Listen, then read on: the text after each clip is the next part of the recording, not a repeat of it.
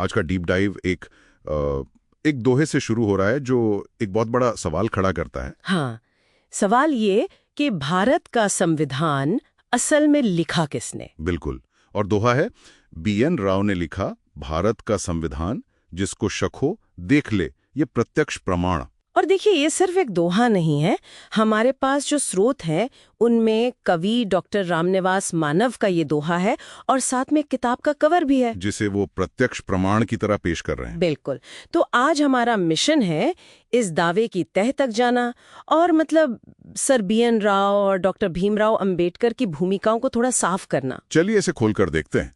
तो दावा तो बहुत सीधा है और सबूत के तौर पर एक किताब का कवर है जिस पर साफ साफ लिखा है, India's constitution in the making by B N Rau. हाँ, पहली नजर में तो ये बहुत मजबूत दलील लगती है। बिल्कुल लगती है, नाम साफ लिखा है। लेकिन यहीं पर जो बात ध्यान देने वाली है वो है किताब का पूरा शीर्षक, India's constitution in the making. हाँ, यानी भारत के संविधान के निर्माण की प्रक्रिया। अगर हम इसे व्याकरण की नजर से देखें तो इसका मतलब है कि ये किताब जो संविधान बनाने की प्रक्रिया के बारे में है वो बीएन राव ने लिखी है। अच्छा, ये किताब खुद अंतिम संविधान नहीं है। तो ये एक बहुत बड़ा फर्क है। ये संविधान नहीं बल्कि संविधान बनाने की प्रक्रिया पर लिखी गई ये किताब है। सही बात है। ये किताब उनके नोट्स, उनके मेमोरेंडा और उनकी रिसर्च का एक संकलन है, कह सकते हैं। लेकिन फिर भी ये दोहा ऐसे ही तो नहीं लिखा गया होगा। मतलब कवि का इरादा शायद किसी गुमनाम नायक की तरफ इशारा करना है। बिल्कुल।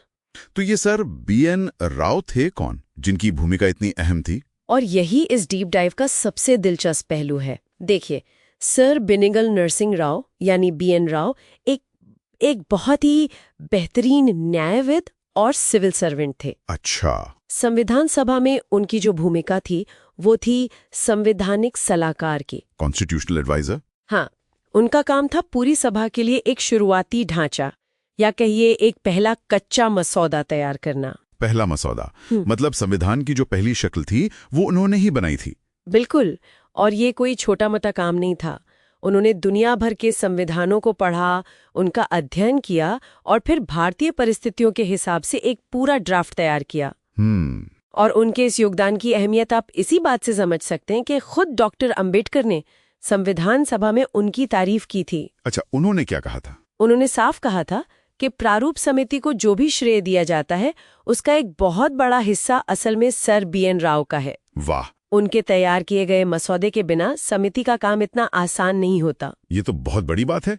तो अगर नींव का पत्थर किसी और ने रखा और इतना मजबूत पत्थर रखा तो फिर सारा श्रेय डॉक्टर अंबेडकर को क्यों जाता है? संविधान का पिता तो उन्हें कहा जाता है। ये सवाल उठना लाजमी है और यही हमें दोनों की भूमिकाओं का जो बारीक अंतर है वो समझना होगा। ठीक है। देखिए, राव का मसौदा एक फाउंडेशन था, एक बेहतरीन शुरुआती बिंदु, पर वो अंतिम दस्तावेज नहीं था। वो एक ड्राफ्ट था। हाँ, एक पहला ड्राफ्ट। उस मसौदे को फिर डॉक्टर अंबेडकर की अध्यक्षता वाली 7 सदस्यों की प्रारूप समिति के सामने रखा गया और फिर उस पर बहस हुई और वो भी महीनों तक। सोचिए, उस मसौदे के हर एक क्लॉज पर, हर एक शब्द पर चर्चा हुई। हाँ, वो आसान नहीं रहा होगा। इतनी सारी रियासतें, अलग अलग विचार। बिल्कुल। मौलिक अधिकारों और राज्य के नीति निर्देशक सिद्धांतों में संतुलन बनाना, अल्पसंख्यकों के अधिकारों की रक्षा करना, ये सब बहुत बड़ी चुनौतियां थीं। और डॉक्टर अंबेडकर ने इन सब बहसों का नेतृत्व किया। सिर्फ नेतृत्व ही नहीं किया, उन्होंने अलग अलग विचारधाराओं के बीच सहमति बनाई, संशोधनों को शामिल किया और उस कच्चे मसौदे को एक मुकम्मल, एक जीवंत दस्तावेज में ढाला। तो एक तरह से राव अगर नींव थे तो अंबेडकर मुख्य वास्तुकार थे। आप बिल्कुल सही कह रहे हैं, जिन्होंने उस नींव पर एक शानदार इमारत खड़ी की। तो इसका मतलब यह है कि संविधान किसी एक व्यक्ति की देन नहीं है। नहीं, बिल्कुल नहीं। ये एक सामूहिक सोच और मेहनत का नतीजा है। दोहा तथ्यात्मक रूप से शायद अधूरा हो, पर वो एक भावनात्मक सच्चाई की तरफ इशारा कर रहा है। एकदम सही। कि इस महान काम में एक ऐसा नायक भी था जिसे हम अक्सर भूल जाते हैं। ये डीप डाइव हमें यही सिखाता है कि इतिहास अक्सर एक व्यक्ति के इर्द गिर्द कहानियां बना लेता है। हाँ, जबकि महान उपलब्धियां हमेशा सामूहिक होती हैं।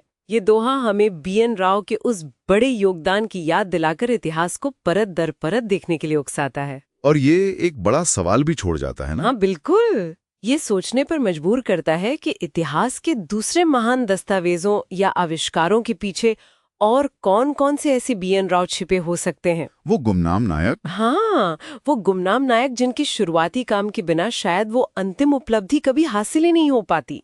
तो जब भी हम भारत के संविधान के बारे में सोचते हैं तो एक नाम सबसे पहले जहन में आता है, डॉक्टर B.R. अम्बेडकर। बिल्कुल। उन्हें संविधान का जनक कहा भी जाता है, लेकिन आज हमारे पास जो स्रोत हैं वे कहानी में एक और किरदार पर रोशनी डालते हैं। एक ऐसा किरदार जिसे शायद उसका पूरा क्रेडिट नहीं मिला, और ये स्रोत एक बहुत मजबूत दावा करते हैं। बिल्कुल, ये स्रोत हमें इतिहास के उस पन्ने पर ले जाते हैं जो अक्सर पलट दिया जाता है, और उस शख्स का नाम है सर B.N. राव। तो चलिए इसी गुत्थी को सुलझाते हैं। हमारे पास पहला स्रोत एक दोहा है, हाँ, जो बहुत सीधा सीधा कहता है, संविधान निर्माता sir B.N. Rao. B.N. Rao ने लिखा भारत का संविधान, जिसको शक हो देख ले ये प्रत्यक्ष प्रमाण। ये बहुत बड़ा दावा है ना? निर्माता और लिखा, ये बहुत बहुत मजबूत शब्द है। हाँ, ये सिर्फ कविता नहीं है, ये एक तरह से एक घोषणा है। ये दोहा B.N. राव को सीधे तौर पर संविधान बनाने का श्रेय दे रहा है। लेकिन यहाँ एक वाजिब सवाल उठता है कि क्या एक दोहे को ऐतिहासिक सबूत माना जा सकता है? सही बात है। ये तो किसी समर्थक की लिखी हुई बात भी हो सकती है। इसे कितनी गंभीरता से लिया जाए? आपका शक बिल्कुल सही है।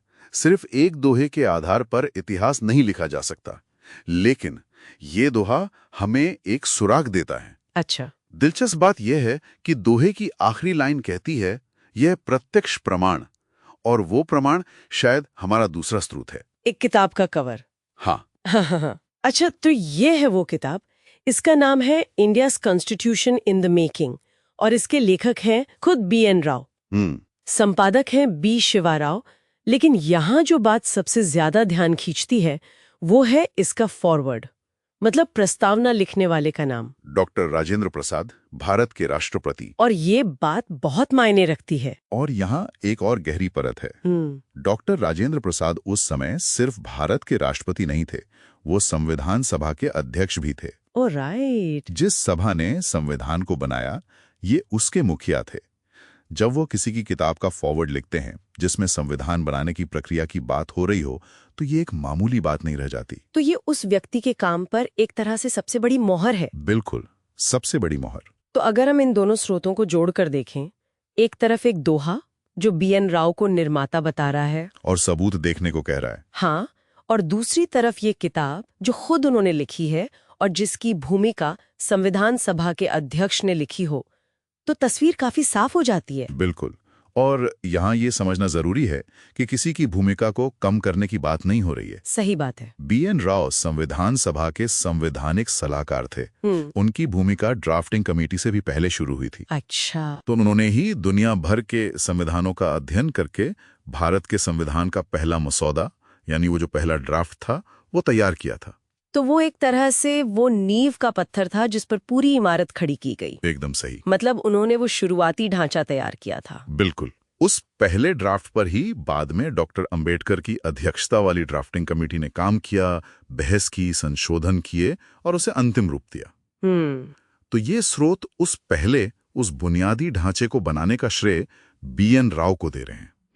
उनका योगदान एक आर्किटेक्ट के ब्लूप्रिंट जैसा था, जिसके बिना इमारत बनी नहीं सकती थी। तो इस डीप डाइव का निचोड़ ये है कि संविधान निर्माण एक बहुस्तरीय प्रक्रिया थी। जहां डॉक्टर अंबेडकर की भूमिका निर्विवाद रूप से महत्वपूर्ण थी, वहीं सर B.N. राव, वो गुमनाम नायक थे। हाँ, वो नायक थे जिन्होंने इसकी नींव रखी।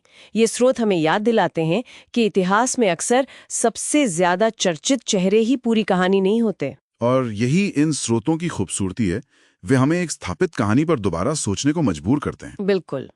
और ये हमें एक बड़े सवाल पर सोचने के लिए छोड़ जाता है। किसी दस्तावेज, खासकर एक देश के संविधान को बनाने का श्रेय असल में किसे मिलना चाहिए? उस व्यक्ति को जो पहली रूपरेखा तैयार करता है, वो पहला ब्लूप्रिंट बनाता है, या फिर उस पूरी समिति को जो उस पर बहस करके उसे अंतिम रूप देती है?